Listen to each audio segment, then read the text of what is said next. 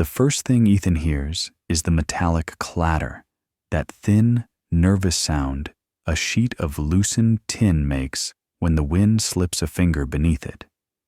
He is already awake when it happens, lying on his back in the quiet Arkansas dark, staring at the ceiling fan that never quite keeps time. The sound comes again from the garage. One quick scrape, then silence, so sharp it feels like a held breath. He tells himself it is raccoons. It is always raccoons out here, or the wind coming down off the ridge and gossiping with the gutters. Still, the house has a way of listening to him when he lies, and the listening makes the lie heavier. He sits up. The old mattress springs answer with a tired sigh. In the corner, his wife's denim jacket hangs from a nail like a blue ghost, the sleeves empty, the collar permanently shaped to the curve of the woman who wore it. Ethan whispers an apology to the room for waking it, but of course the room is only boards and dust and that jacket she will never put on again. He pulls on his boots without socks, feels the cold leather bite, and reaches for the flashlight on the dresser. The plastic is warm under his palm from the afternoon sun that found this window. He thumbs the switch, and a shy circle of light blooms on the floorboards, weak, crooked, good enough. On the porch, the air is colder than it should be for this time of year, the kind of cold that lives low to the ground and tastes like a storm that changed its mind. The gravel path between the porch and the garage crunches under his boots. He steps softly, like softness could make a difference if something is waiting. Wind moves through the pines with the voice of a distant crowd. The moon is thin tonight, a knife shaving silver from the hills. Ethan lifts the beam of the flashlight and walks. Every part of him is a mechanic, even the frightened parts. His breath naturally falls into the rhythm of a slow inspection. His eyes do the old practiced scan. The warped downspout, the sag in the eaves, the way the garage door never quite closes flush on the left. Another clatter, closer this time, a skitter across concrete, like a nut dropped and rolled under a workbench. He stops. His throat tightens, and then, breathing. Not the quick animal pant of a raccoon, not the steady dog breath of a coyote. This is slower, deliberate, human-like, but not quite human. A hush drawn in and let go through a reed. He wants to call out, but his voice is still somewhere back in the bedroom, buttoning his courage. He crosses the last yard of gravel anyway, because some kinds of fear are only passed by walking straight through them. The garage door stands closed, a broad ribbed sheet with a lock nobody uses. He slides his fingers under the handle and feels the cool grit of the metal. The flashlight trembles in his other hand and paints a lunatic arc on the door, then steadies. He lifts and the door sticks, gnashes, then goes up all at once in a hard rattle that wakes the entire skeleton of the building. What he sees at first is only the shape.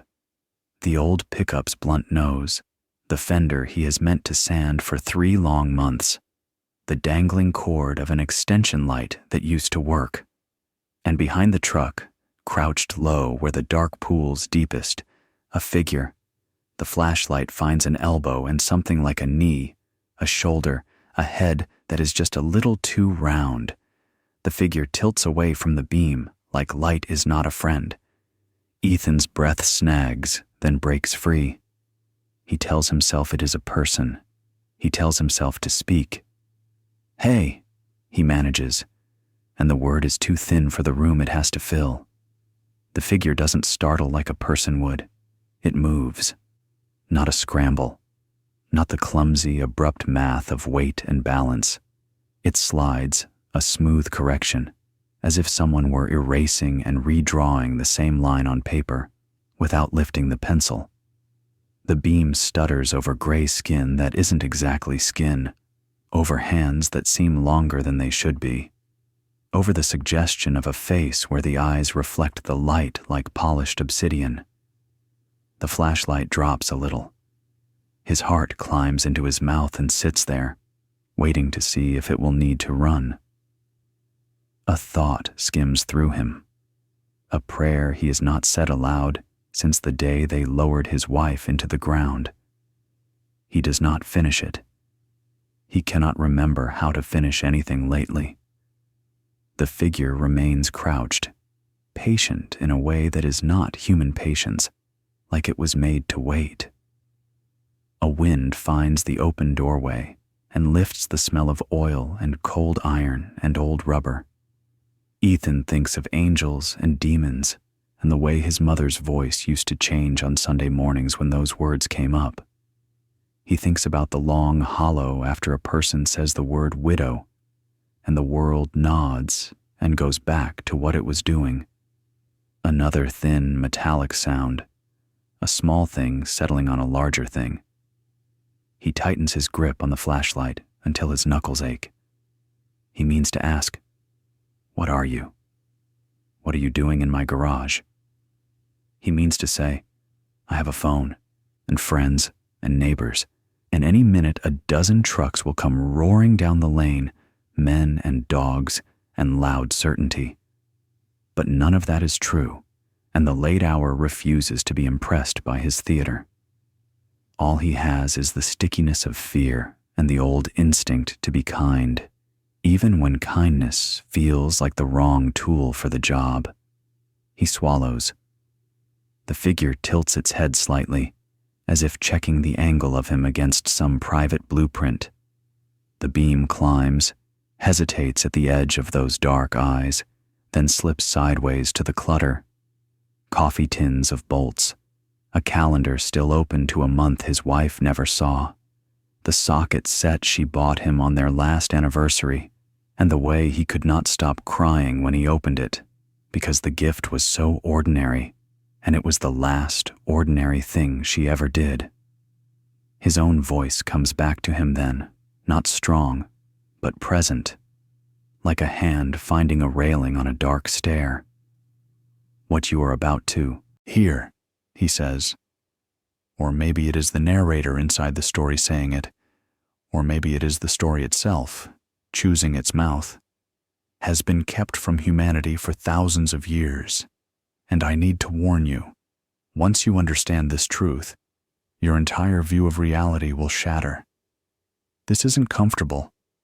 This will challenge everything the church, the government, and society told you was real.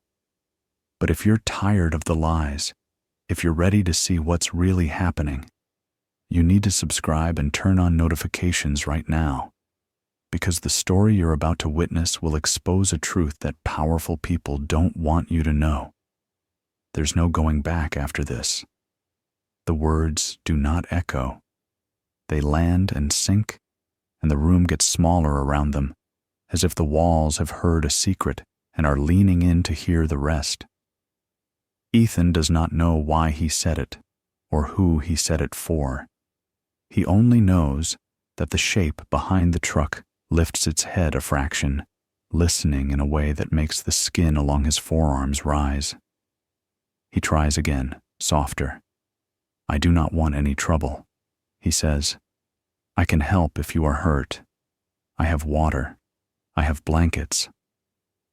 And he hears how ridiculous his kindness sounds in a garage where the floor is a map of old griefs, and the nearest neighbor is too far to hear him if he screams.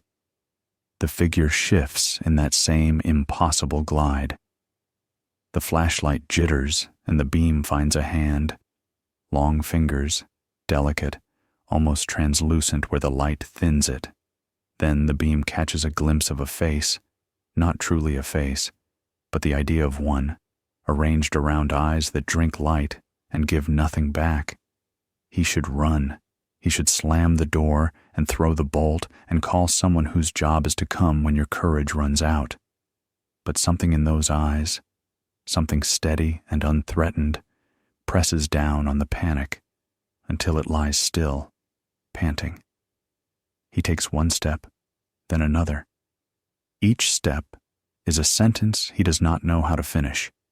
He can hear his own blood in his ears. He can hear the gentle machinery of the night working around him. He can hear breathing that is not his. "Who's there?" he whispers. The answer does not travel through the air to reach him. It blooms inside his skull, a calm voice speaking from the very center of his mind, clear as a bell struck in a winter church. "Ethan Cole," it says. "I mean you no harm." The voice that speaks Ethan's name blooms inside his skull like light behind closed eyes.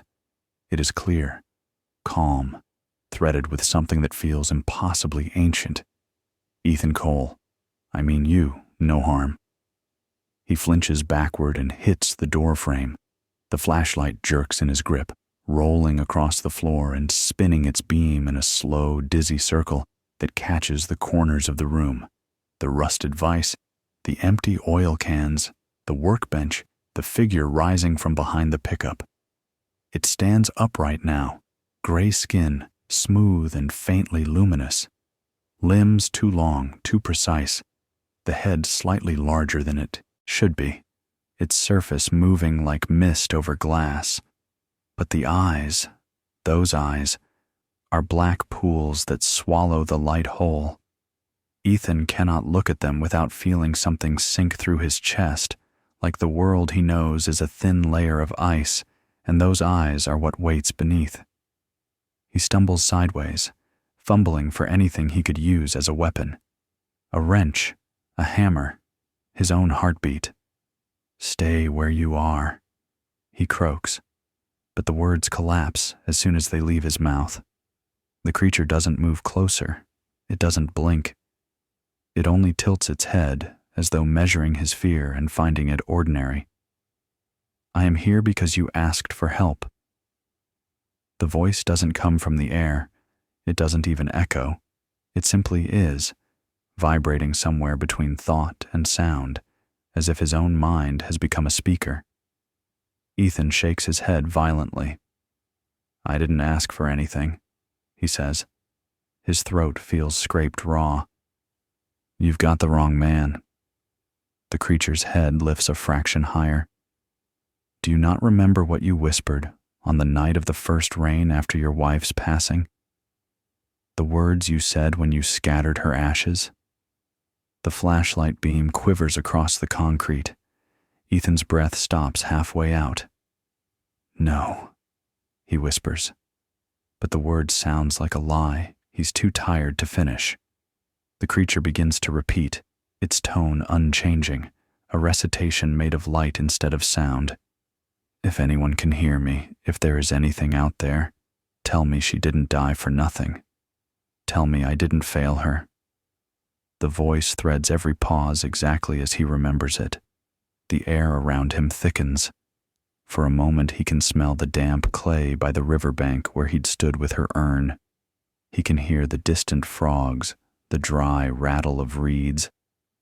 And then it is gone again, replaced by the sound of his pulse beating against his ribs. "That wasn't a prayer," he mutters. "That was just grief."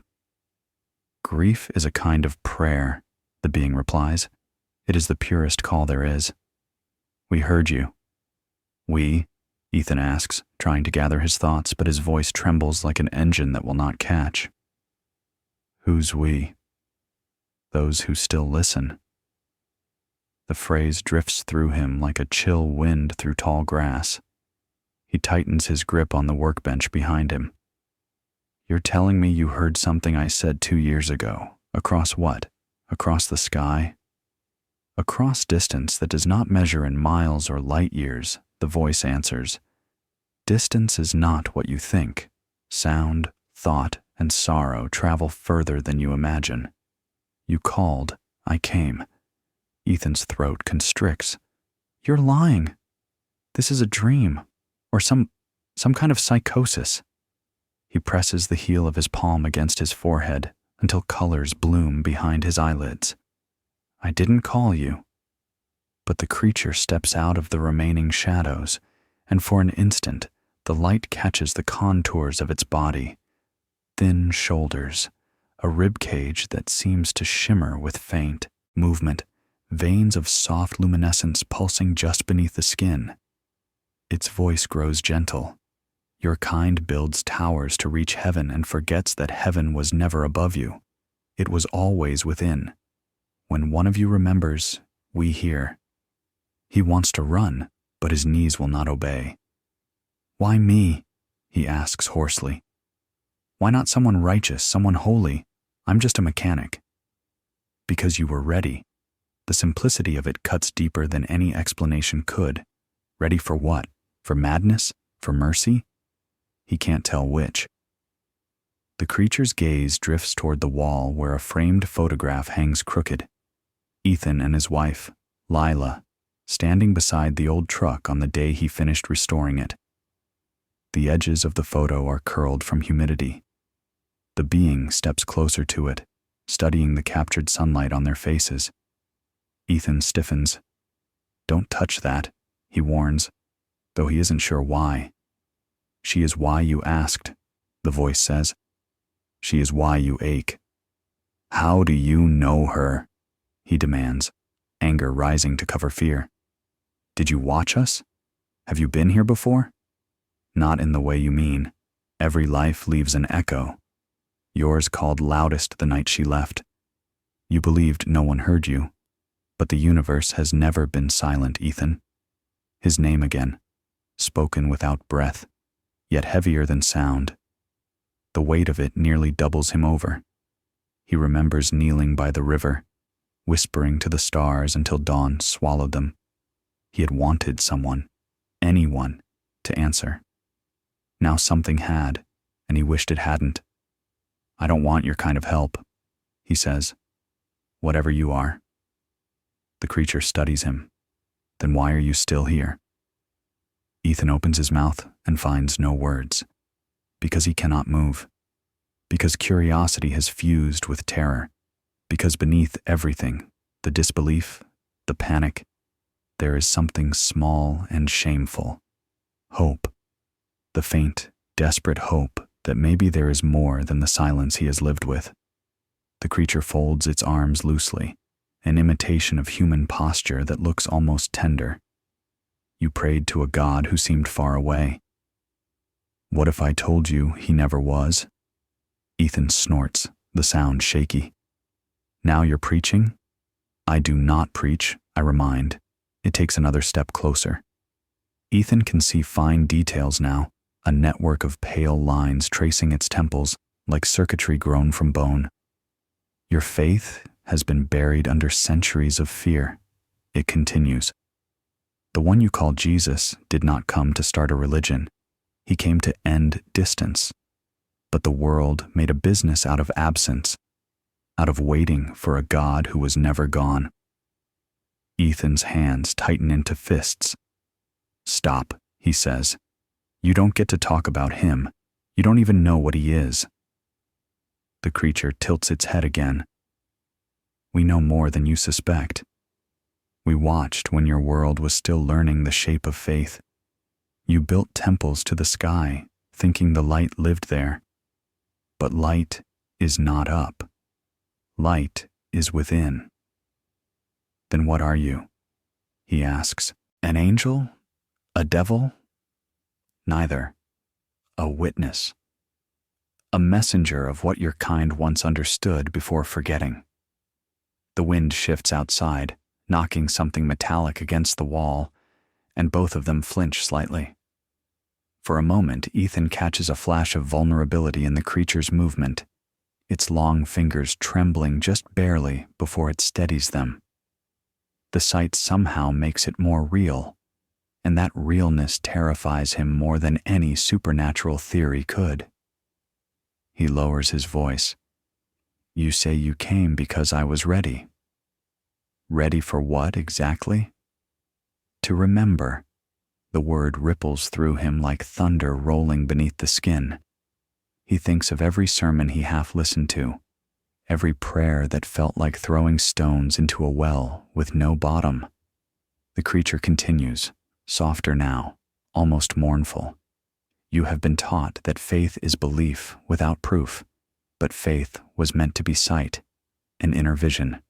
You asked for proof, and the proof came. Will you look? Ethan shakes his head. You expect me to believe you're some kind of divine courier just because you can read my mind? Belief is irrelevant, it replies. Understanding is what remains when belief collapses. The garage hums faintly, electricity coursing through wires that haven't carried current in years. The air tastes charged, metallic. Ethan can feel each breath vibrating against the inside of his ribs. The creature's presence fills the space like music with no notes. Finally, he whispers, "If this is real, if you're telling the truth, why now?" Because silence cannot last forever, the being says. Your world stands at the edge of remembering or destroying itself, and the ones who still listen have chosen to answer before you forget entirely. Its eyes meet his again, and in them he sees not malice, but something far more terrible, understanding. The kind of understanding that leaves no room for pretending you were ever alone. The flashlight on the floor sputters once and dies. In the sudden dark, Ethan can hear his own heart pounding like a hammer in a far-off room. He doesn't run. He doesn't scream. He just stands there, waiting, as the voice moves through him once more. You asked for help, and help has come. But what you call salvation is not what it seems, and though the air is still, the word ready seems to hang there between them, glowing, weightless, true. For a long moment, they simply stand there, human and not, the dark between them heavy enough to hear. Then Ethan, without remembering the decision, lifts a hand toward the open doorway. "Come in," he murmurs. His voice sounds far away, as if borrowed from another life. The being steps forward, not walking exactly, but flowing in short, smooth motions, a ripple through still water. When it crosses the threshold, the scent of ozone and rain follows it, faint but unmistakable, like the memory of a storm that passed hours ago. He shuts the door behind them. The sound of the latch echoes too loud in the cramped space. The single hanging bulb above the workbench flickers twice before settling into a pale, uneven glow. It paints the creature in yellow light and shadow, and for the first time Ethan sees it clearly. Its form is slender, its skin neither solid nor transparent, but something in between, like light trapped beneath frost. The faintest veins of silver move just beneath its surface. Its face is symmetrical, but almost too much so, as though perfection has gone 1 degree past comfort. When it breathes, the motion is subtle, no more than a shiver of light that slides across its chest. "I should be losing my mind," Ethan says quietly, more to himself than to it. "You are not," the voice replies from inside him again, soft but steady. "You are adjusting." He swallows hard, running a hand through his hair. Adjusting to what?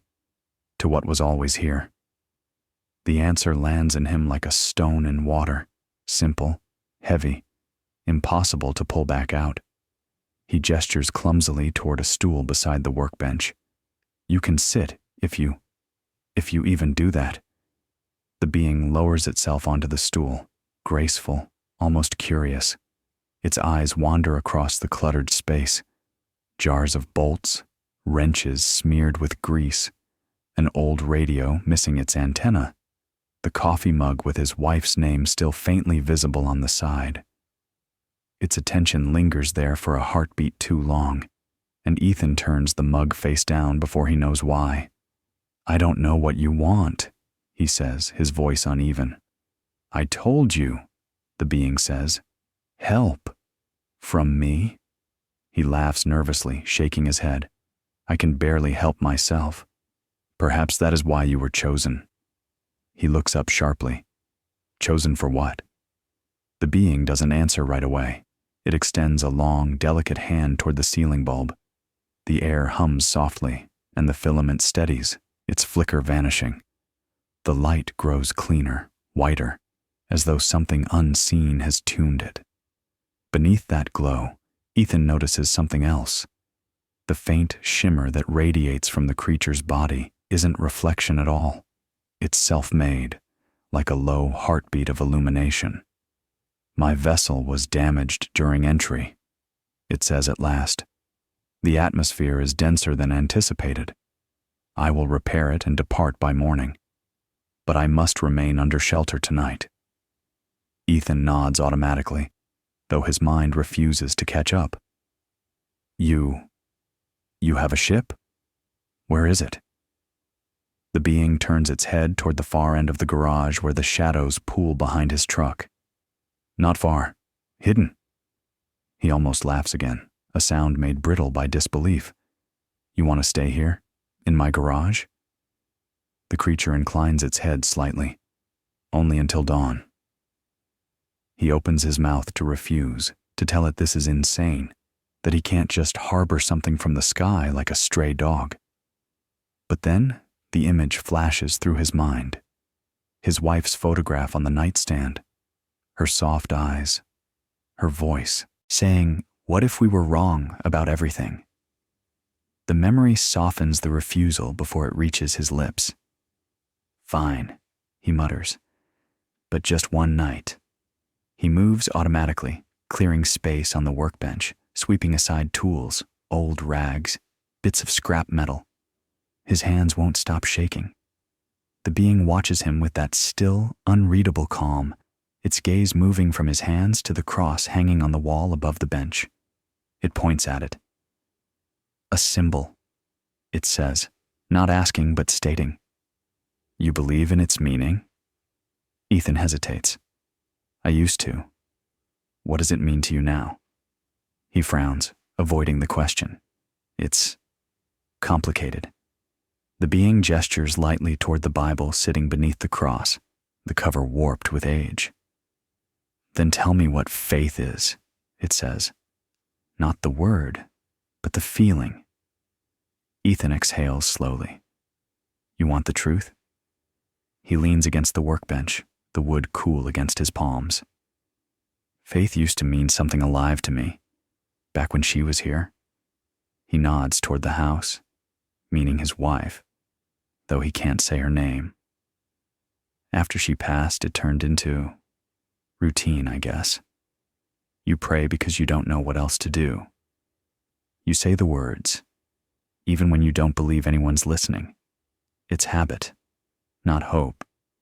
The being studies him in silence, the black of its eyes reflecting the hanging bulb until he can see himself inside them, small, distorted, trembling. "Then your faith," it says softly, "is asleep." Ethan lets out a hollow laugh. "You could say that." "I am here," it continues, "to remind you what faith truly is." Something in its tone makes his skin prickle. "Remind me? Why would something like you care about what I believe?" "Because your world is forgetting," it replies. "And when faith dies, so does creation." He stares at it. "You're talking like you know God." The creature tilts its head again, considering. "We do not call it that word, but yes, the source, the living field from which all arises." It gestures toward the bulb, the concrete floor, his trembling hands. Every particle hums with it. You feel it when you love. You feel it when you mourn. But your species has learned to numb itself, to call it superstition. You've traded wonder for certainty. Ethan feels his throat tighten. "So, what are you saying? That you're some kind of preacher from another world?" "Not a preacher," the voice inside him corrects. "A witness." The light in the bulb wavers again, dimming and brightening with each pulse of the creature's voice. Ethan feels dizzy, the edges of the room seeming to drift like waves. "I think I need to sit down," he mutters. Sit. The being agrees. He pulls over a crate and lowers himself onto it, breathing through his nose, trying to anchor himself in the ordinary, the smell of oil, the ache in his back, the faint hum of the refrigerator through the wall. But everything feels tilted, as though the world has been gently rotated off its axis. The creature folds its hands in its lap, an oddly human gesture. When was the last time you felt the presence of what you call God? Ethan hesitates. Maybe the night she died, he says finally. But that wasn't comfort. That was emptiness, like someone had opened the sky and left the door ajar. The being nods slightly, as if the answer was expected. You confuse presence with ease. The source is not comfort, it is awareness. You felt it then, because loss tears the veil thin. He looks at it, weary, skeptical. You talk about this, like you've experienced it.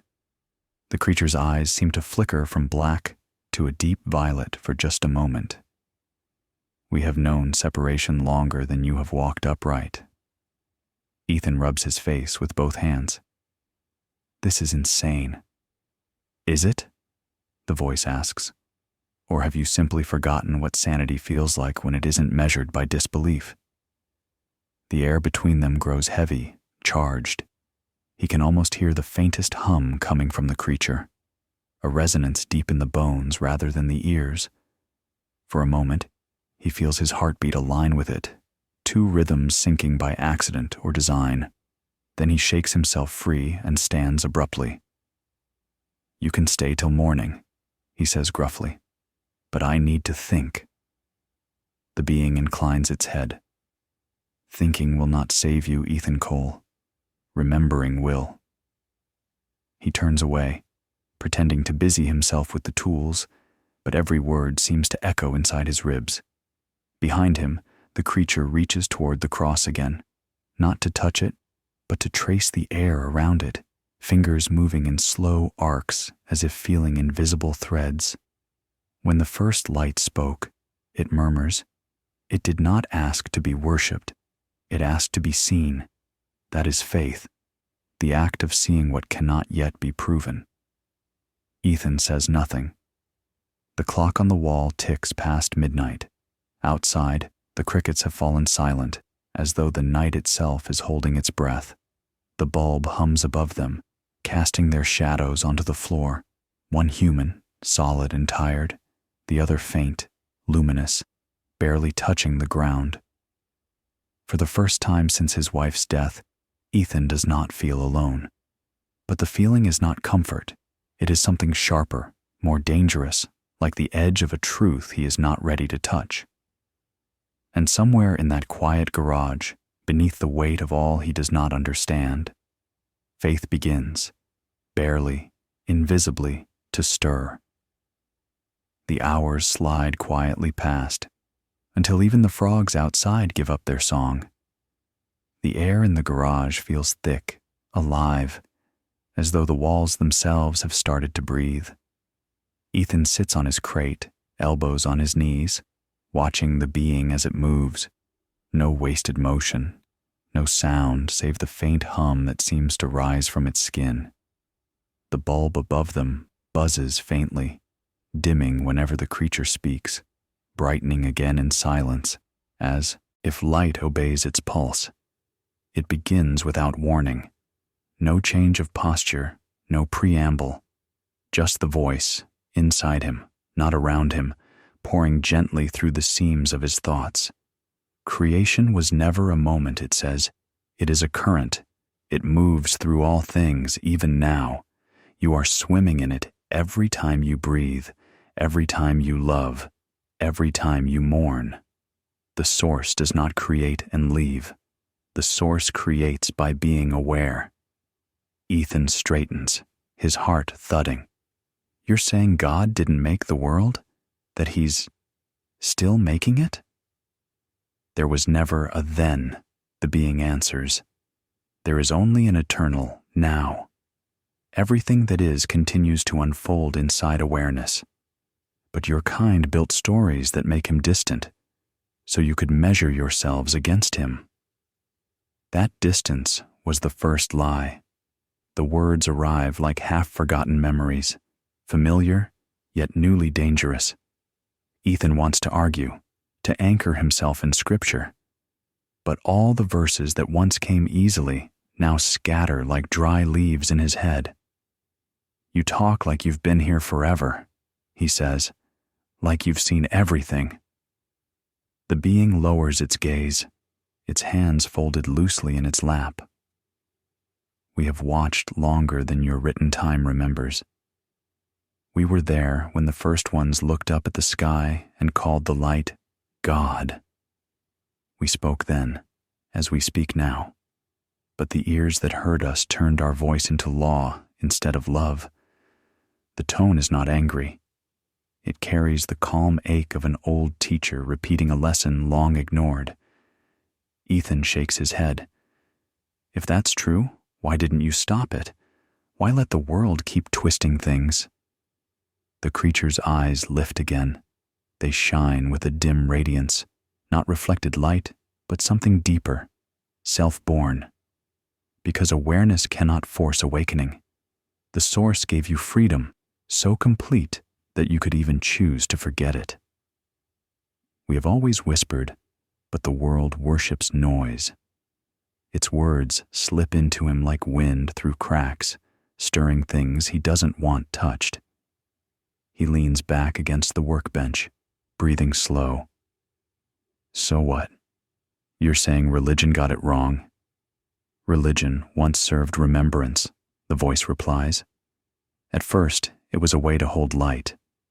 But fear began to write the scriptures. Kings and priests carved power from wonder. They taught that obedience was safety, that punishment was holy. The problem is not God. The problem is who you let tell you what God wants.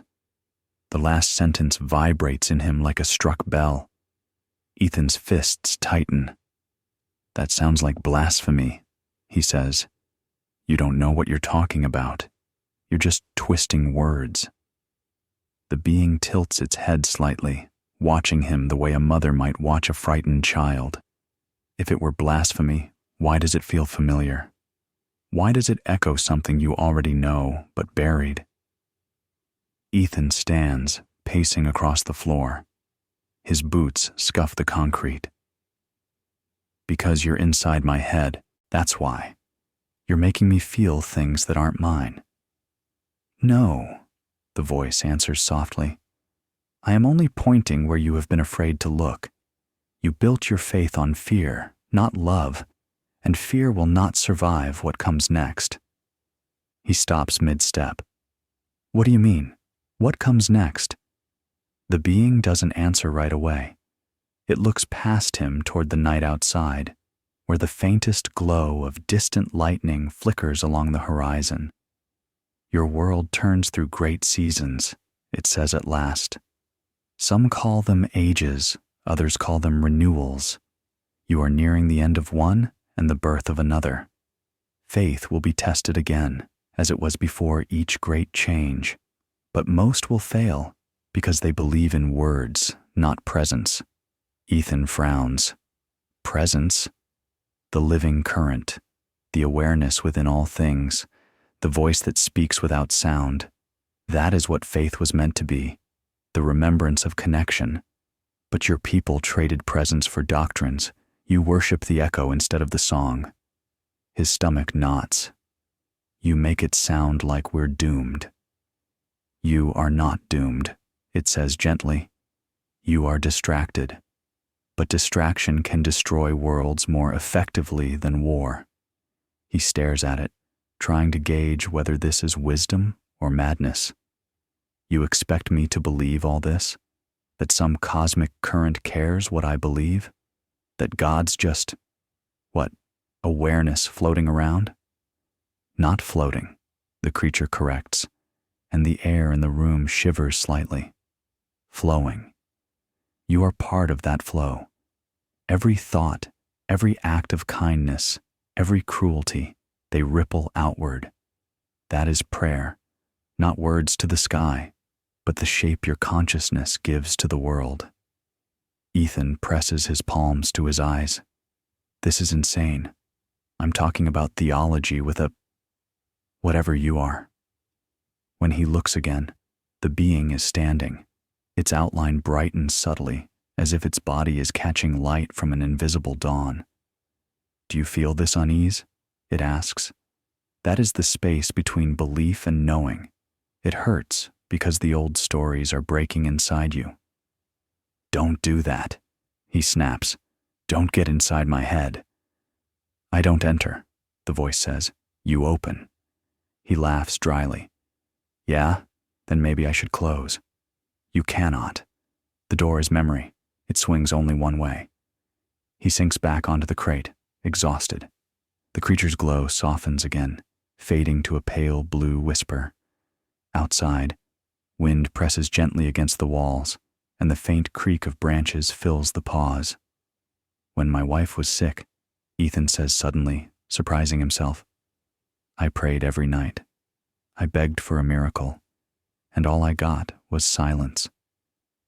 The being watches him quietly. Silence is the first language of the source. But you mistook quiet for absence. You think faith is noise, songs, sermons, shouting at the sky. You forget that even stars are born in silence. He stares at the floor. So she died because I didn't understand silence? No. She died because life changes form. Everything does. Death is only transformation seen from one side. She is not gone. She is simply where you refuse to look. Anger flares in him, quick and bright. You don't get to talk about her. The being's head bows slightly. Forgive me, but understand. Love and the source are the same. To lose one is to lose sight of both. For a long while they say nothing. The bulb hums. Dust floats through light like tiny worlds orbiting unseen suns. Finally, Ethan sighs, his voice quieter, almost pleading. Then tell me, if this source doesn't want worship, what does it want? The creature raises its gaze again, and when it speaks, its tone carries a quiet reverence. Remembrance, that is all. To be known through your living, not your kneeling. To be recognized in every breath, in the way you mend, forgive, and begin again.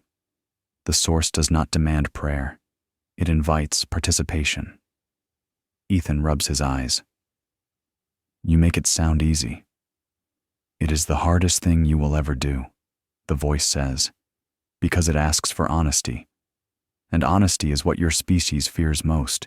You call it sin when you hide, salvation when you are found. But truth has no opposite, only distance. He looks at it, shaking his head slowly. If what you're saying is real, then every church I've ever known, every sermon, every scripture, they all got it wrong. Not wrong, it says gently. Incomplete. The bulb flickers once more, and the hum of electricity deepens. The creature stands very still, as if listening to something far away. Time is moving faster now, it murmurs. Cycles within cycles. What comes will feel like judgment, but it is remembrance returning. Those who cling to fear will call it the end. Those who remember will call it the beginning. Ethan's voice is barely a whisper. And which one am I? The being steps closer until it stands less than an arm's length away. Its light washes over him, cool and trembling, like moonlight through water. That depends on what you choose to see when the silence speaks again. Ethan feels the hair on his arms rise. The night outside has gone utterly still. Somewhere deep inside him, something ancient stirs, a pulse, a warmth he has not felt since he was a child. For the first time in years, he closes his eyes, not to escape, but to listen. And in that silence, he almost hears it. Not a voice, not words, just the faint awareness of being known. Ethan's patience fractures. All the calm words, all the soft riddles about light and remembrance. It finally cracks under the weight of what he cannot prove. He stands up so suddenly that the crate tips and clatters behind him. You talk like a prophet, but you could just as easily be a liar. He snaps. For all I know, you're some demon wearing light. You could be here to deceive me. The creature does not flinch. It only watches him, those black eyes reflecting the trembling bulb overhead. Fear, it says gently, is the first defense of those who suspect they are meeting the truth. Ethan points at it, his voice rising. Don't twist my words. You show up in my garage, read my mind, start preaching about God, and now I'm just supposed to take your word for it? Prove what you are. The being is silent. It lifts one long, thin arm, palm facing upward, as if weighing the air itself. For a heartbeat, nothing happens. Then light begins to unfurl, not like a beam or a glow, but like smoke made of stars. It streams upward in quiet ribbons, coiling, reshaping itself. The garage walls vanish in the brightness, replaced by vastness. Ethan staggers back, shielding his face, but the light is not blinding. It feels alive, cool, soft, vibrating like the inside of a dream. The creature stands at its center, calm, its outline dissolving into the glow. Patterns emerge within the light, rings, spirals, floating lines that twist into living geometry. The symbols shift too quickly for his mind to name them, yet somehow he understands them without translation. They hum in a frequency his bones can feel. What is this? He whispers. Memory, says the voice, though the being's lips do not move. The universe remembering itself. The symbols expand, unraveling into something infinite. Ethan sees points of brilliance flaring into existence, stars birthing before his eyes, the cosmic dust swirling around them like sparks in a forge. He sees worlds spinning into being, their oceans rising, their skies catching fire and cooling again. He sees beings of every kind, shapes of light, shadows with eyes, forms too strange for language, each one pausing, turning toward some unseen center in reverence. They're praying, Ethan murmurs. All of them. Not praying, the voice replies, participating. Worship was never meant to beg. It was meant to remember. The light continues to widen until it feels as though he is standing inside a living cathedral, made not of stone or air, but of awareness itself. He reaches out instinctively, his fingers brushing through what looks like a field of glowing dust. Each particle flares at his touch, revealing flashes of scenes he cannot fully comprehend. A city built beneath twin suns, a face like his own staring up at a different moon, an ocean made of liquid light. His heart is pounding so hard it hurts. You could be showing me anything, he says hoarsely. This could all be illusion. The being's head tilts. Everything is illusion until you remember what's real. And then the light changes. It narrows, drawing itself together like breath pulled into a lung. The galaxies shrink, collapsing toward a single point that hovers between them. Shapes emerge in that point, outlines of a desert, a crowd, a figure walking through dust. Ethan knows the scene before his mind can reason it. A man stands in the light, robed in simple cloth, skin bronzed by sun, beard unkempt. His face is unremarkable except for the eyes that radiate, compassion so pure it pierces Ethan's chest. The man kneels beside a child, his hands glowing faintly as he touches the child's forehead. Ethan cannot hear words, but the air trembles with meaning.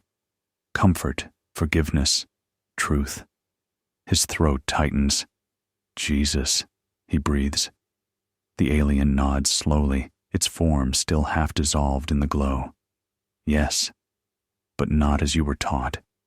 The vision expands again, showing the man speaking to others, not on pulpits, but on hillsides and riversides, to fishermen, to beggars, to women with broken hearts. Around him, light ripples outward, not from the sky, but from within the people who listen. They shine in recognition, each one carrying a spark that mirrors his. He came to teach creation, the voice says, not obedience, to show that every being could awaken the same light within. But men feared that freedom. They caged his message in rules, crowned his memory with power. They built monuments to his absence instead of embodying his presence. Ethan feels tears sting his eyes. You're saying everything I was taught about him is wrong. Not wrong, the voice answers, fragmented. Truth survives in pieces. Your scriptures hold embers, but men built cold altars around them. The light shifts again.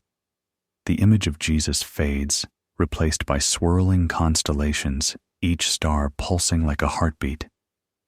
Ethan realizes the pattern is not random. It's forming a vast, luminous network, threads of energy connecting every point.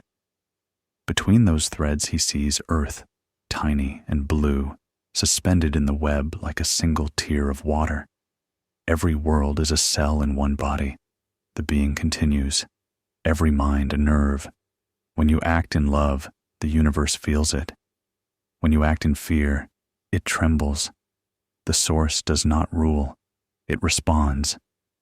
Ethan sinks to his knees. His body feels weightless, his breath shallow.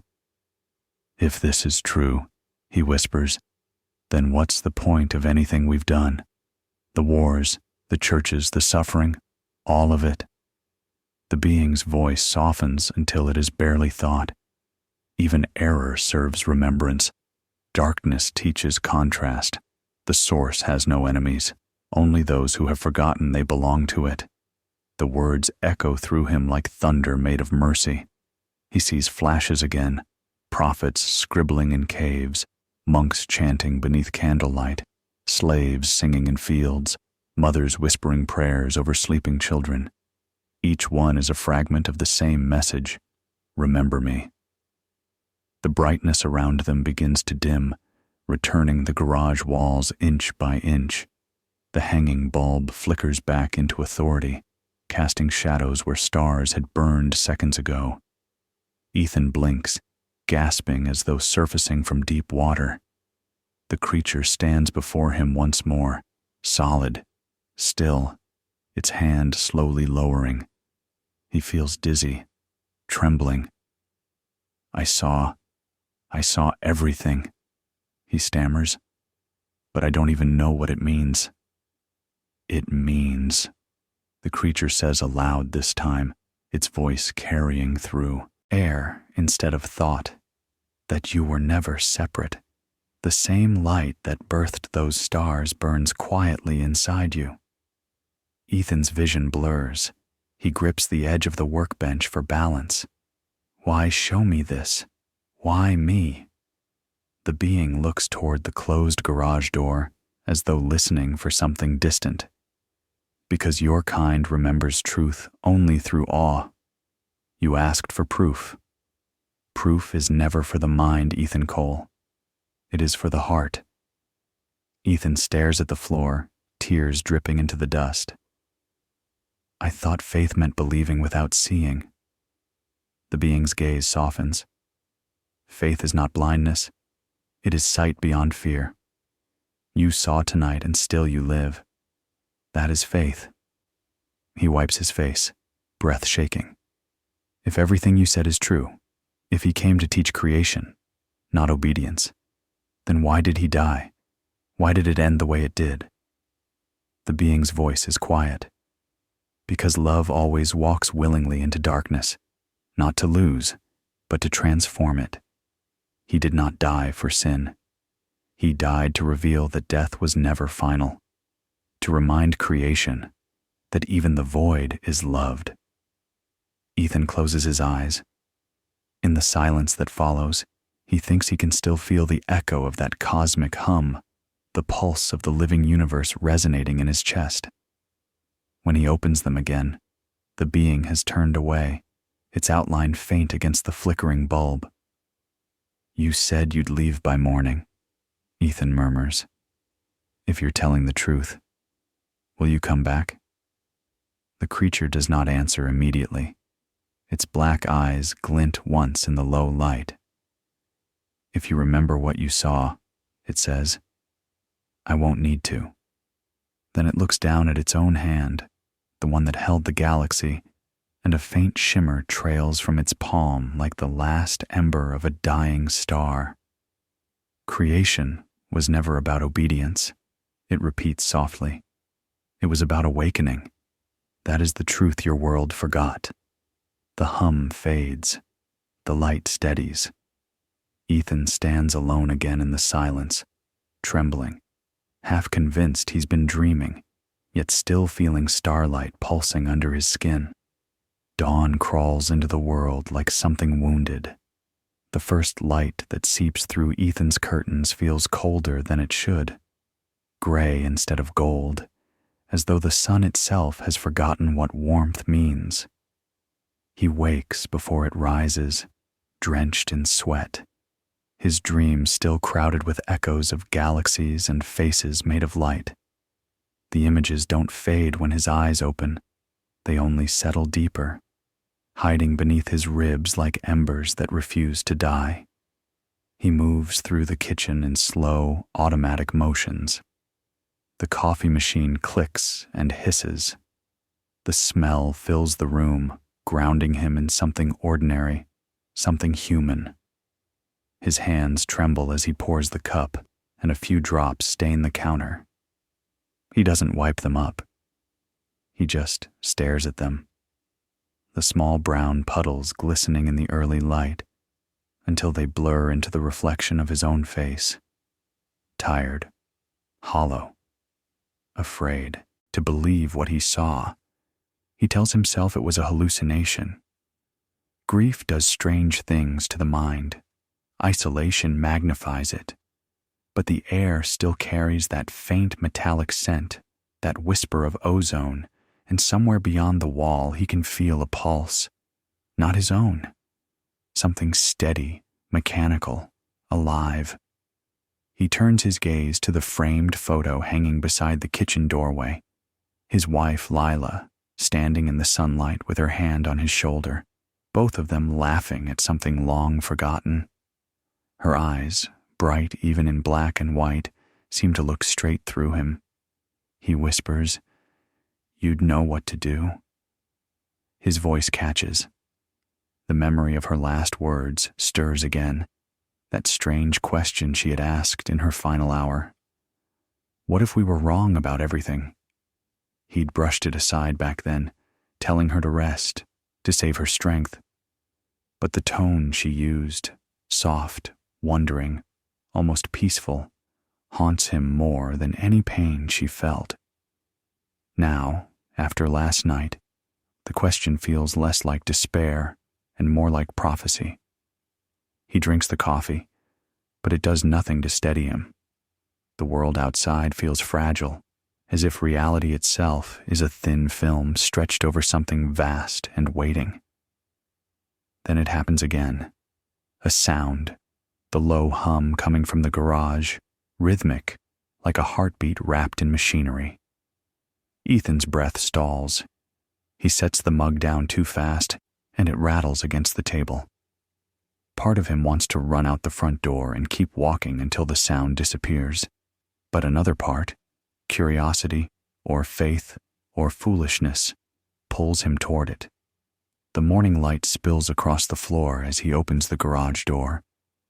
The air inside is warmer than it should be, tinged with a faint shimmer that reminds him of heat rising from asphalt. The being is there, crouched near the workbench. The device before it hums quietly, small and intricate, like a sphere of glass laced with threads of silver. Each thread pulses with soft light, syncing perfectly with the creature's breathing. Ethan hesitates in the doorway. "You're still here." The being looks up expression unreadable. I said I would leave by morning. It is not yet morning everywhere. Ethan's lips twitch. He can't tell if that was humor or truth. What is that thing? He asks. My vessel's heart, the creature replies. It must be healed before I can return. Ethan steps closer despite himself, eyes fixed on the strange machine. You said you'd go once it was repaired. I will. He folds his arms. Good, because I don't think I can handle another sermon. The creature studies him for a moment. You are not angry because of what you heard, it says quietly. You are angry because you believed it. Ethan looks away, jaw tightening. You talk too much for something that doesn't breathe. I do not speak to argue, it says. I speak to remind. The hum deepens, resonating through the floor. Ethan stares at the spheres, glow. Last night you said he came to teach creation, not obedience. You showed me things I can't explain. So tell me, if you're here to remind me this. What did you mean about him? About Jesus? The being tilts its head slightly, the faint light beneath its skin pulsing in time with the device. You look for salvation as if it is something outside you, it says. But faith is not about believing in rescue. It is about becoming what you seek. He was not your rescuer. He was your mirror. Ethan's heart stutters. My mirror? Yes, he came to show you yourselves, to reveal the divine pattern within humanity. But you built walls around his reflection and began to worship the glass instead of the image. The faith you practice now is not remembrance. It is nostalgia for something you were too afraid to live. Ethan laughs bitterly. That sounds poetic, but it's hollow. If we were divine, if all of that was true, why did he let her die? His voice cracks. Why did a man who could calm storms and raise the dead ignore my prayers when I begged for her life? The being is silent for a long time. The device between them continues to hum, the light flickering like a heartbeat caught between worlds. When it finally speaks, the voice is softer, sadder. Because death isn't the punishment you think it is. It's the moment the lie ends. Ethan stares at it, disbelief cutting through grief. That's not an answer. It is the only one that matters. He steps closer, anger spilling out now. You talk in riddles. You think that makes you sound wise, but it doesn't. She's gone. Her body's in the ground. You call that a lie? The creature turns its gaze toward him. The blackness of its eyes deepens, and for a heartbeat Ethan feels as though he's being seen from the inside out. The lie, it says, is that life and death are separate things. You treat them as two doors when they are only opposite sides of the same threshold. She walked through. You stayed behind. The words tear something loose inside him. His knees feel weak. You don't understand what it's like, he whispers, to watch someone you love disappear. I understand more than you believe. Do you? He gestures wildly toward it. Do you even know what love is? The creature's light flickers once, then steadies. Love, it says, is the gravity of souls. It is what holds the universe together. When one form passes, the pull remains. That is why you still feel her. Not because she is gone, but because she is still near, drawing you toward the truth you refuse to see. Ethan's throat tightens. He turns away, pressing his palms against the workbench. The surface is cool, grounding. You're saying all of this like it's supposed to comfort me, he mutters. But it just makes the world feel even less real. The creature moves closer, silent as smoke. Reality has never been what you think. You built it on measurement and fear. You ask for proof, but when proof arrives, you call it madness. He looks up at it, eyes wet. Then what's the point of believing anything? To live as if you already know, it replies. That was the teaching. To walk as if heaven is beneath your feet, not beyond your reach. He exhales, shaking his head. You make it sound easy. It is not easy. It is the only thing that matters. They stand in silence again. The light from the device grows brighter, casting the garage in pale silver. Dust motes swirl through it, catching the glow like tiny galaxies adrift in air. Ethan stares at them, remembering the vision from the night before, how the stars had spun around him like living prayers. Will I ever see her again? He asks finally, barely more than a whisper. The creature's voice gentles. You will see her the moment you stop looking with eyes. Ethan closes his eyes then, trying not to cry, but the tears come anyway. Hot, unrestrained, years of ache breaking through the dam. He presses his fists to his chest as though trying to hold himself together. I don't want to be enlightened, he says through his tears. I just want her back. The being watches him silently, then kneels. Its hand, luminous and weightless, hovers just above his shoulder without touching.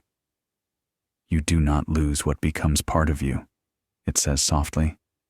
Grief is how love teaches you where it lives now. He breathes in, shaky and raw, the scent of ozone and oil filling his lungs.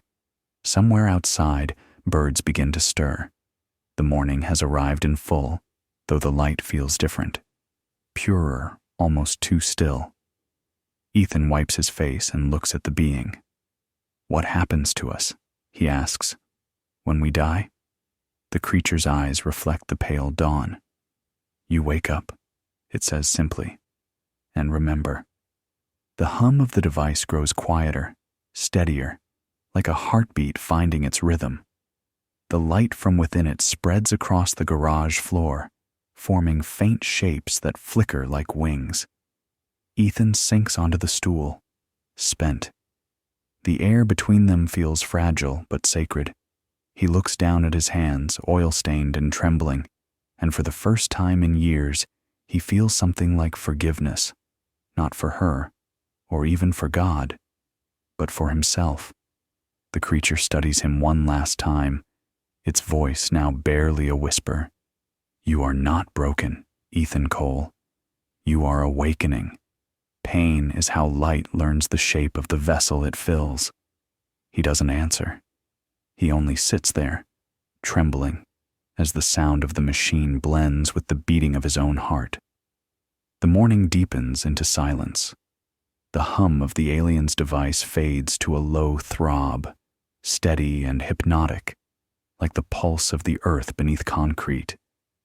Ethan sits motionless on the stool, eyes fixed on nothing, his coffee long gone cold. He feels hollowed out, as though his insides were scraped clean by everything he's seen, everything he's lost, everything he refuses to believe. The creature stands across from him, motionless as ever, its faint light casting long, soft shadows across the tools and the walls. The air between them feels thick, like it's waiting for something to break. Ethan finally speaks, his voice barely above a whisper. If what you say is true, if everything's connected, if death isn't real, then why do I still feel like this?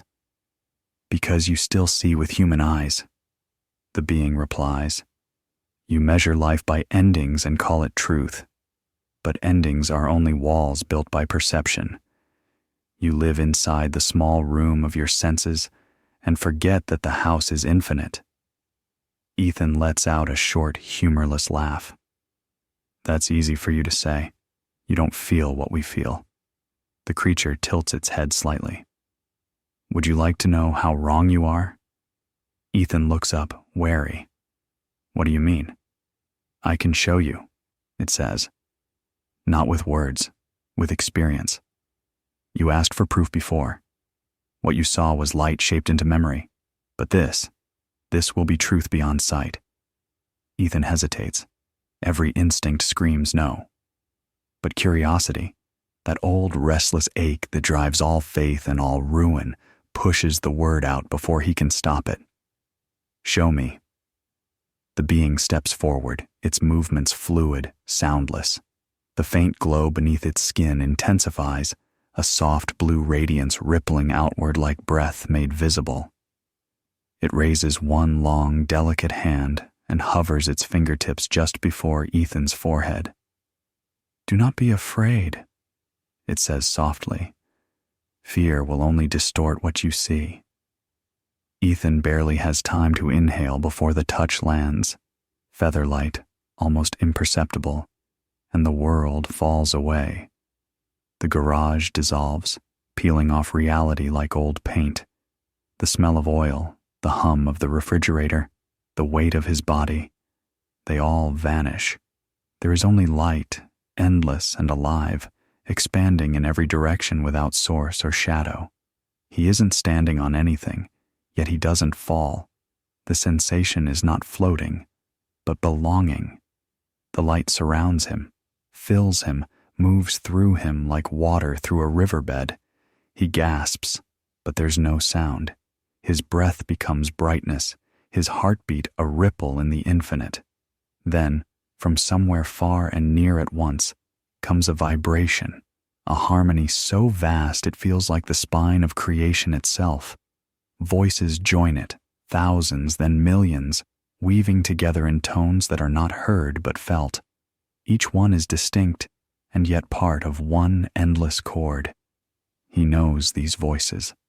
Some he recognizes. His mother's laughter, his wife's whisper, the echo of his own voice as a boy when he still believed the world was good. Others are unfamiliar but no less intimate, as though they've always been singing through him, without his knowing. He sees motion in the light, streams of energy swirling like galaxies, each spiral a heartbeat, each glimmer a thought. The patterns twist and expand, forming shapes that rise and fall with the rhythm of those unseen voices. Every thought, every emotion sends waves through the brilliance, shaping what it touches. Joy blooms into color, radiant and pure. Fear spreads like smoke, dimming the patterns until they collapse and reform. The realization comes to him not in words, but in knowing. Every emotion is creation. Every thought sculpts matter.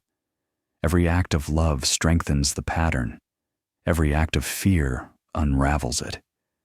Humanity has been building and breaking the same tapestry since time began, unaware that every prayer, every cruelty, every moment of wonder leaves its mark on the living fabric of the universe.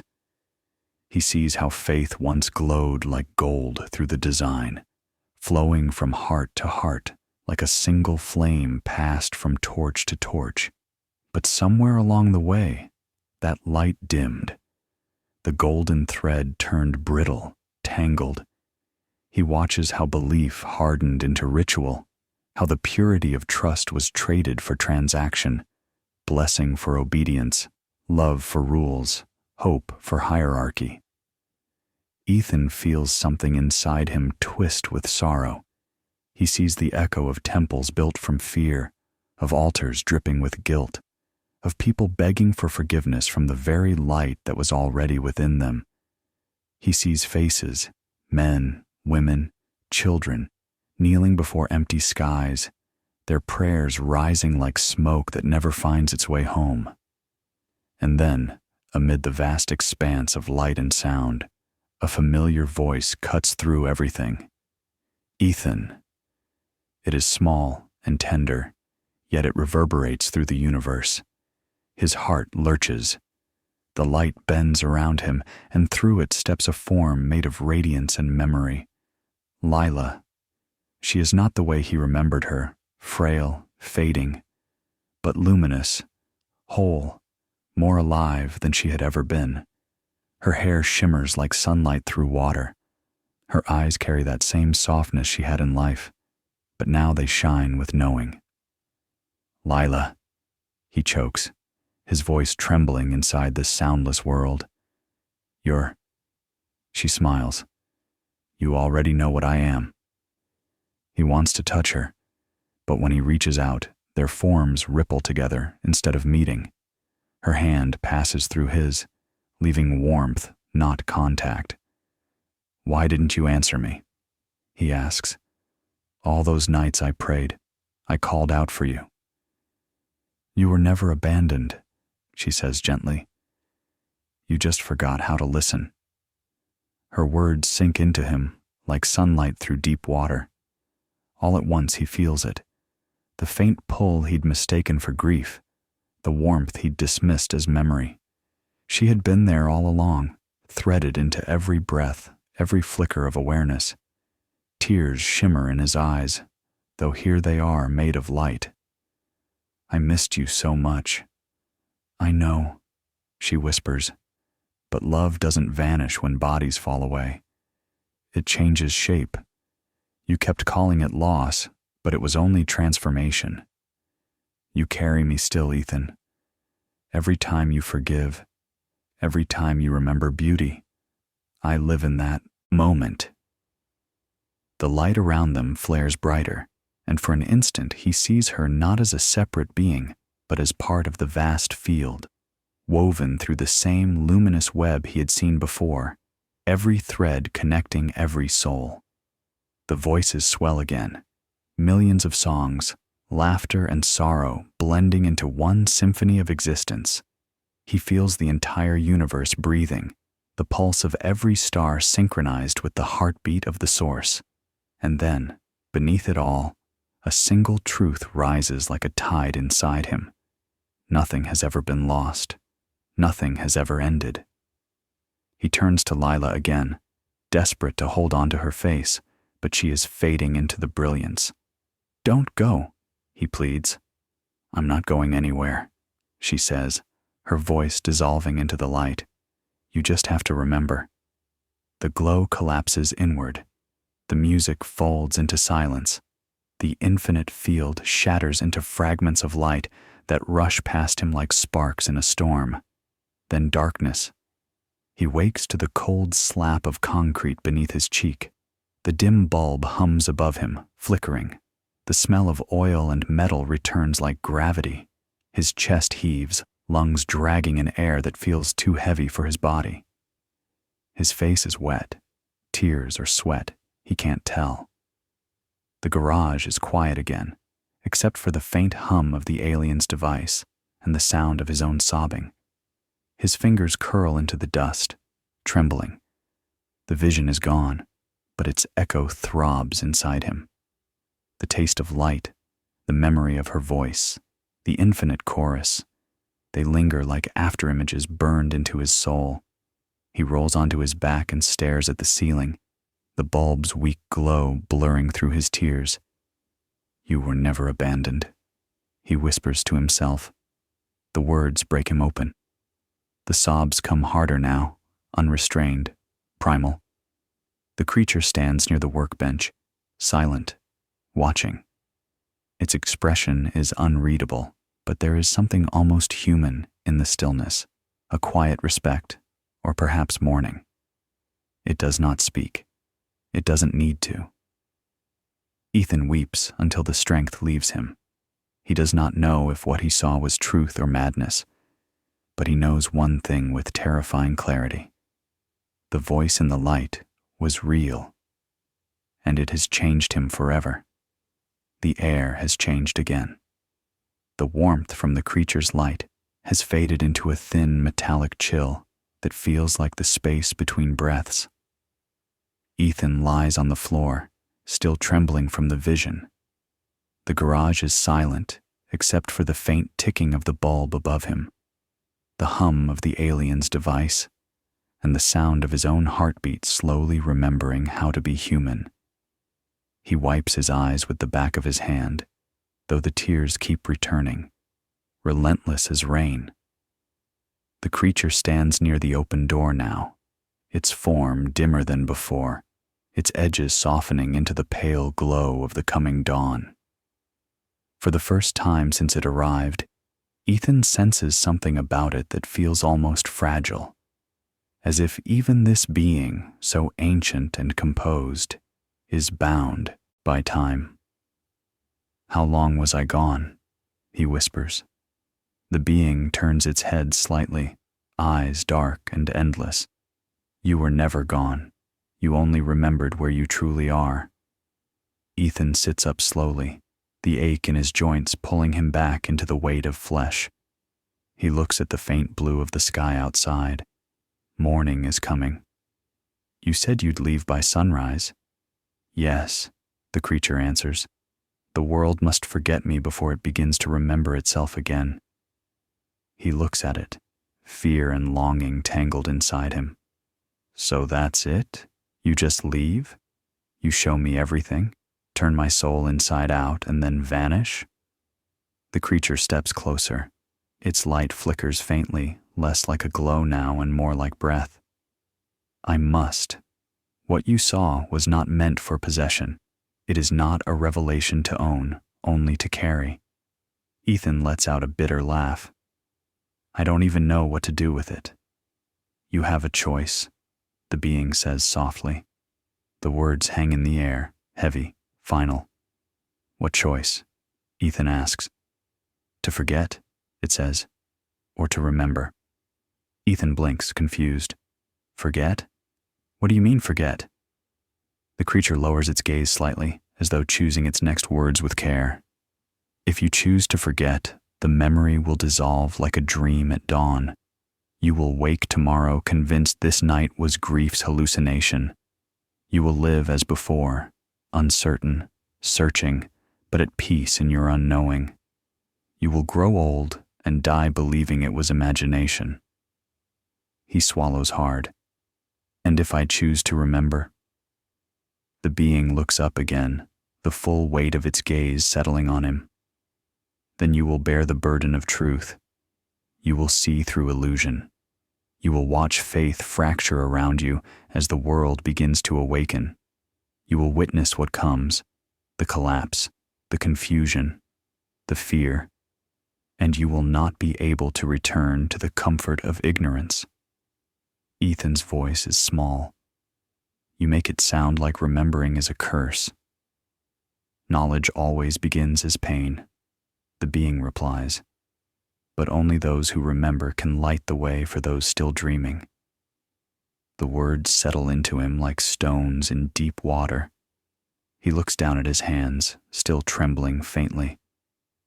"I don't know if I'm strong enough for that."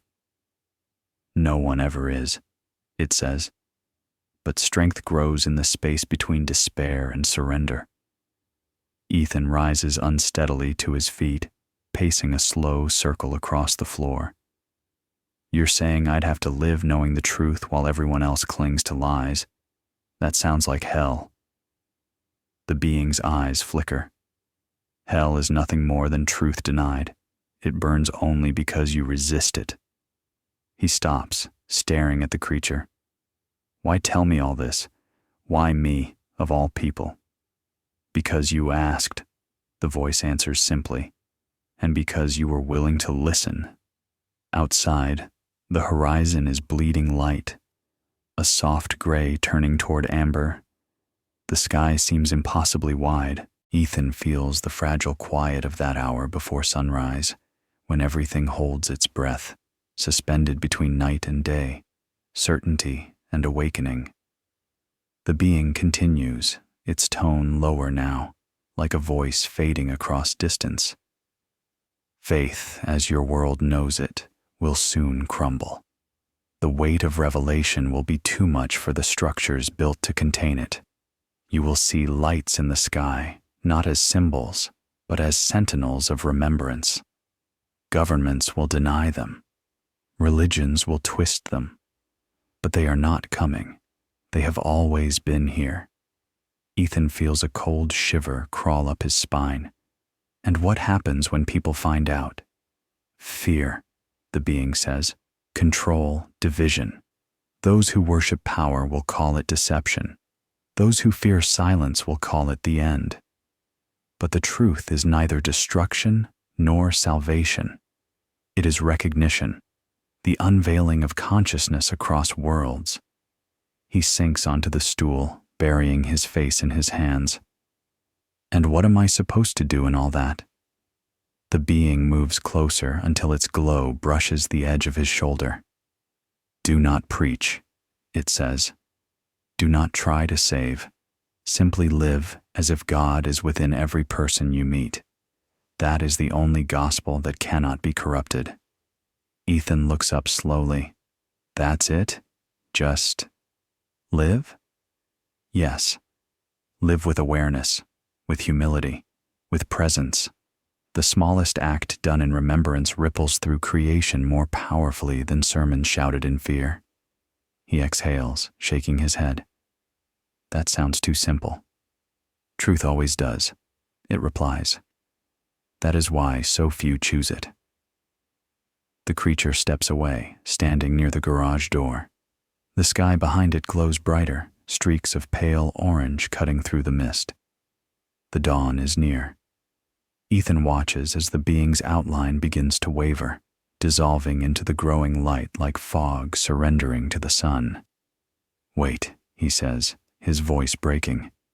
If I choose to remember, how will I live with it? How do I keep going? The creature pauses. Its head tilts slightly, the gesture almost human. By choosing love in every moment that tempts you toward fear. That is how worlds are remade. Ethan steps forward, desperate now. And if I forget? The being's voice softens, almost tender. Then you will still be found again. No one escapes remembrance forever. Every soul returns to its own awakening, in its own time. He stares at it, heart pounding. The air hums faintly between them, a resonance that feels both sacred and unbearably intimate. He doesn't trust his voice when he speaks. I can't go back to what I was. Then you already know your choice, the creature replies. They stand there in silence, two beings separated by a chasm of understanding, yet bound by something deeper than language. The first rays of sunlight slip through the open door, painting the floor in gold. The light touches the creature's form, and for an instant it glows brilliantly, every vein of radiance flaring as if igniting from within. Ethan squints, raising a hand to shield his eyes. What will happen to me? He asks. The being's voice comes like an echo from a dream. You will remember, and the world will change around you. The hum of the device falters, then quiets completely. The air stills. The creature begins to dissolve into the dawn, its light blending seamlessly with the rising sun. Before it vanishes entirely, Ethan hears one final whisper, as gentle as breath against the soul. When the lights return to the sky, do not look upward in fear. Look inward. That is where we will meet again. Then it is gone. The garage is ordinary once more, oil-stained concrete, cold metal tools, dust dancing in sunlight. Ethan stands in the middle of it, the silence pressing down like a revelation. The world outside is waking, birds calling softly in the trees, the air crisp with the promise of day. He feels both emptied and filled, weightless yet rooted.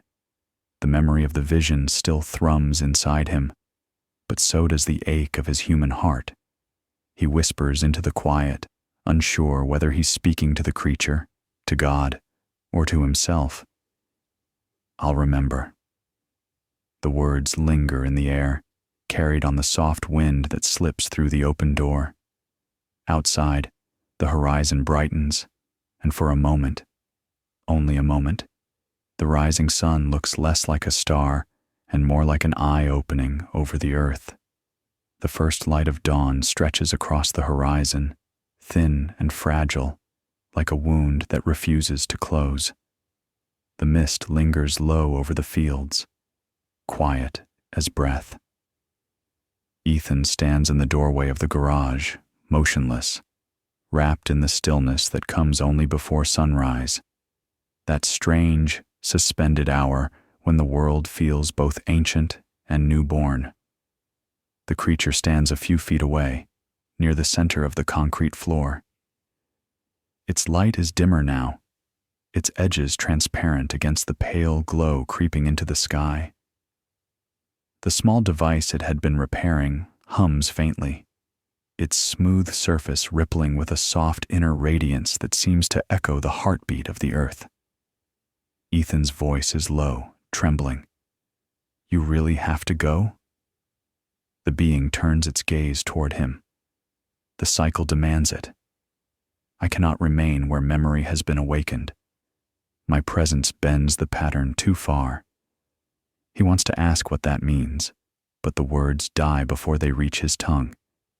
The creature moves toward the object on the floor, a sphere of light no larger than a melon.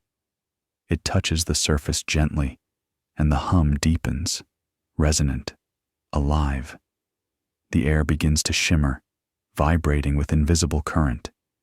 Ethan can feel it, the hairs on his arms rising, the air thickening, heavy with a force he doesn't understand.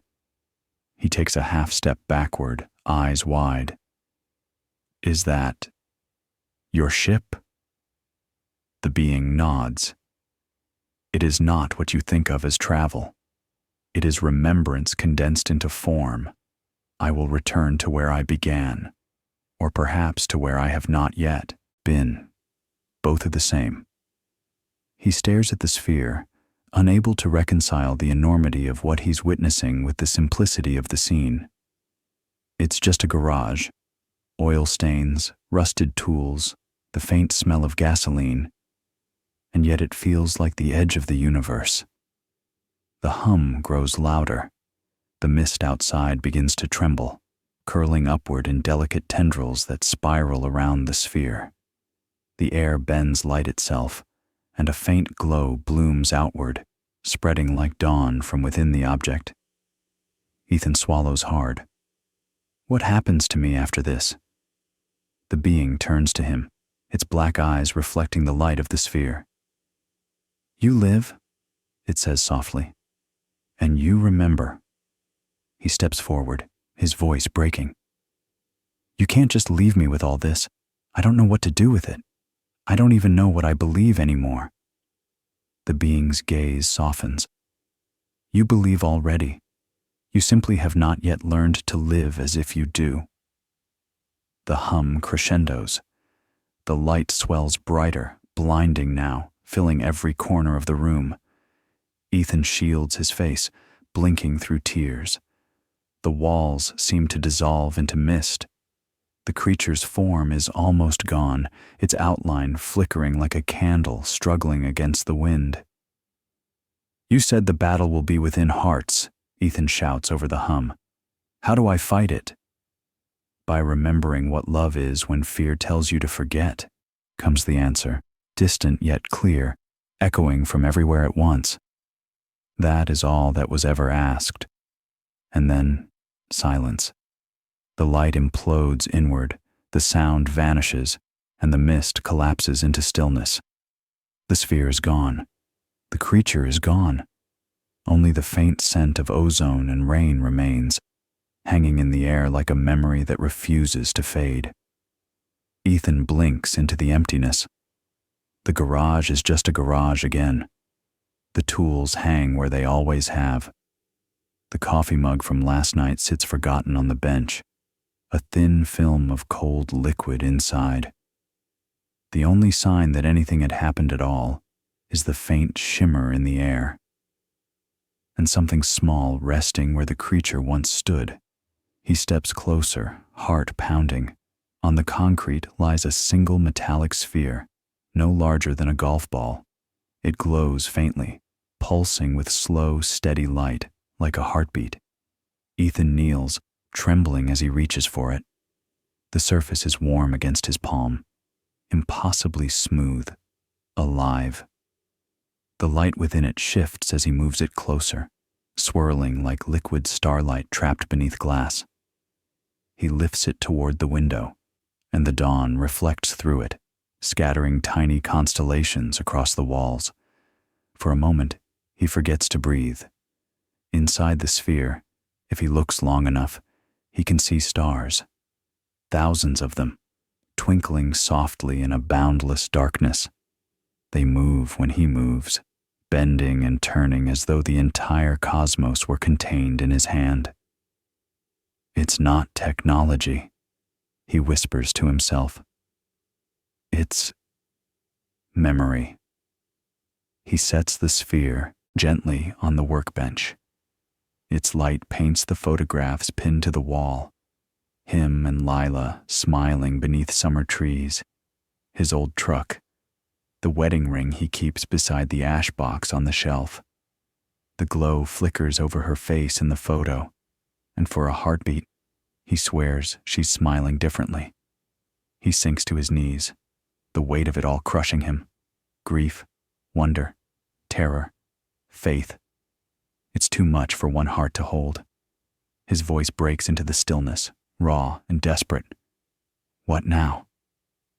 The silence answers him, not with sound, but with something deeper, a pulse in the air, faint and tender, like the whisper of breath through a sleeping world. And in that silence, a voice.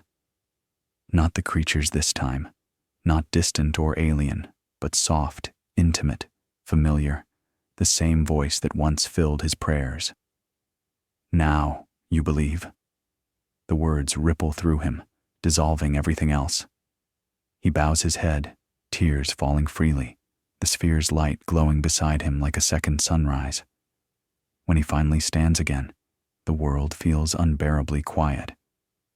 He steps outside, barefoot on the dew-soaked earth. The horizon is a blaze of gold now, sunlight breaking through the mist. The birds have begun their chorus, their songs small but certain, weaving through the air like proof of something ancient and enduring. He looks up. The sky is clear. No lights, no ships, no signs of the impossible. Only the pale blue of a new morning. And yet, beneath that sky, he feels it.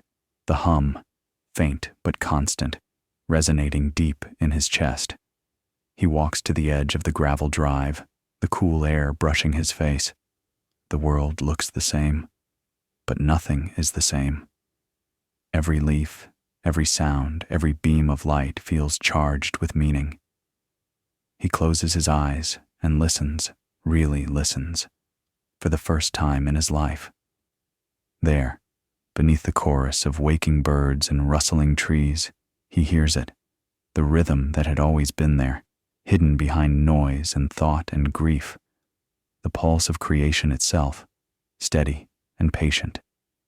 He whispers to the dawn, voice trembling, "I remember."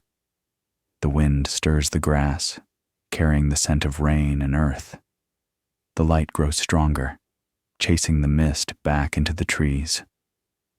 The day begins. Ethan turns toward the garage one last time. The sphere's faint glow spills out from the shadows, pulsing in time with the beat of his own heart. He doesn't know what comes next, what he'll do, what he'll say, who will ever believe him. But he knows one thing, with a clarity that feels like grace. Faith is not the absence of doubt. It is the courage to keep listening after the silence answers. And as the sun rises higher, washing the world in light, Ethan Cole takes his first breath as a man who finally believes. The days begin to blur. The world does not end. The sky remains quiet.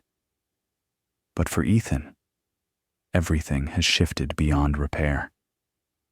The first week after the departure feels like walking through a dream stitched together from what's left of an old life. People wave at him in town, and he waves back. He buys groceries, fixes cars, nods at neighbors who talk about the weather. But he moves through it all as if underwater, each moment muffled, every sound distant. The sphere sits on the workbench where he left it, pulsing faintly through the nights and the mornings alike. It never dims completely. Sometimes its glow is soft as candlelight, other times bright enough to cast gentle patterns across the concrete walls. Ethan finds himself drawn to it the way a man might return to a grave he can't stop visiting. He doesn't touch it much anymore, not out of fear, but reverence. It feels alive, and he's learned that some things aren't meant to be handled, only witnessed. He stopped going to church on the second Sunday. The building felt smaller than he remembered, the hymns thinner. The pastor's words fell heavy, recited, full of certainty that now sounded like denial. When the congregation bowed their heads in prayer, Ethan kept his eyes open. He looked around the room and saw what the being had told him. Not sinners begging for forgiveness, but souls trying to remember what they'd forgotten. After that, he didn't return. But he didn't abandon prayer. Prayer changed shape. It became quieter, simpler. It wasn't something he did on Sundays anymore. It became the air he breathed, the pause before speaking, the attention he gave to even the smallest things. He prayed when he washed his hands, when he watched sunlight scatter through a glass of water, when he heard laughter from children outside. It wasn't worship, it was recognition. Sometimes at night, he still dreams of the field of light, the chorus of voices, the infinite stars, Lila's touch. But those dreams are no longer haunted. They feel like visits. He wakes with tears on his face and gratitude in his chest. He whispers to the ceiling, "I remember," and somewhere in the darkness, he feels the quiet hum respond. One afternoon, he drives to the edge of town, to the overlook where he used to take Lila on warm evenings. He brings a small notebook and begins to write. The words come slowly at first, then in waves, as if someone else is guiding his hand. He writes down everything: the noise in the dark, the voice that knew his name, the message about faith and fear and love. He doesn't know who will ever read it. Maybe no one, but that doesn't matter. The story itself feels like prayer, and he knows that truth must be spoken somewhere, even if only to paper. He titles the first page, "The Night God Knocked on My Garage Door." Then he crosses it out. He tries again. "The Visitor Who Spoke of Faith." He crosses that out too. In the end, he writes a single word at the top of the page: remembrance. Weeks pass. The world keeps turning. News spreads of strange lights in the skies over other towns. Blue glows hovering silently, vanishing before cameras can focus. People call them hoaxes, drones, angels, threats. On the radio, preachers warn of deception. Scientists dismiss it as atmospheric anomaly. But late at night, when the news anchors finish speaking and the airwaves fall into static, Ethan feels the sphere hum a little louder, as if agreeing with something too vast to explain. He doesn't try to convince anyone. He remembers what the being told him. Do not preach. Simply live as if God is within every person you meet. So he does. When the old woman down the road needs her fence repaired, he fixes it without asking for payment. When a stranger's car breaks down outside town, he gives them his last tank of gas and drives home on fumes. When a child loses their dog, he helps search until midnight with a flashlight and a prayer whispered into the wind. He never mentions the sphere. He never speaks about the light or the message. But people notice something in him, a calmness, a quiet joy. Some say he's gone strange since his wife died. Others call it peace. Ethan doesn't correct them. He's learned that language breaks where truth begins. Every evening, he returns to the garage. He sits on the same stool where he once confronted the impossible and lost his fear. The space still smells of oil and earth, but now it feels like a sanctuary. The walls glow faintly when the sphere pulses, as if responding to his heartbeat. One night, after writing for hours, he looks up and notices the sphere flickering brighter than usual. The light is softer than the dawn, but deeper, more deliberate, rhythmic, purposeful. It casts a pattern on the far wall, not random this time. Ethan squints, realizing the shifting light is forming shapes. Two symmetrical arcs spreading outward from the center, curved and feathered. Wings. He stares at them for a long time, hardly breathing. The wings seem to move, expanding and folding like something alive.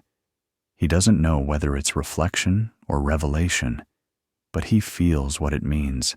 Not angels, not signs, just memory taking form. The reminder that faith isn't something to reach for, it's something to recognize. He reaches out and rests his fingertips against the edge of the workbench, feeling the faint vibration through the wood. The pulse is steady, calm. It feels like Lila's heartbeat against his chest the night before she left. It feels like forgiveness. Outside, the world is quiet. The wind has gone still. Even the crickets have paused, as if the universe itself is listening. Ethan whispers, "What if no one believes me?" The light flares once, soft and sure. He smiles faintly through his tears. That's not the point, is it?